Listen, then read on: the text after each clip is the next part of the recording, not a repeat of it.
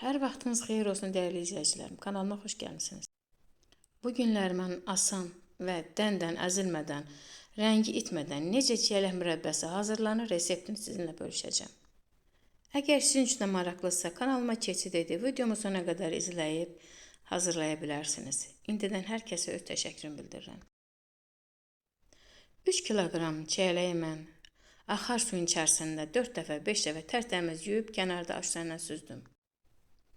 Saplağını əlimlə təmizlədim, yəni bıçaqdan istifadə etmədim. Bu cür hamısını təmizləyib başqa bir ləyənə yerləşdirdim.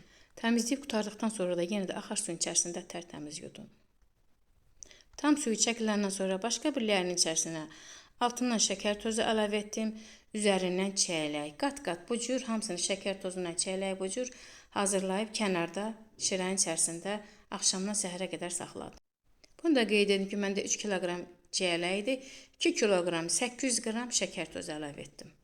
Ocağın üzərinə qoydum yavaş-yavaş, bu cür qaşıq vurmadan, əzilmədən bu cür ləyəni silkələyə-silkələyə şəkər tozunu əriməyə gözlədim. Şəkər tozu əriyəndən sonra mən ocağın altını yüksək odda verdim. Bunu da xanımlara qeyd edim ki, məndə çiyələk şirin olduğuna görə 3 kiloqram çiyələk 2 kiloqram 800 qram şəkər tozu əlavə etdim.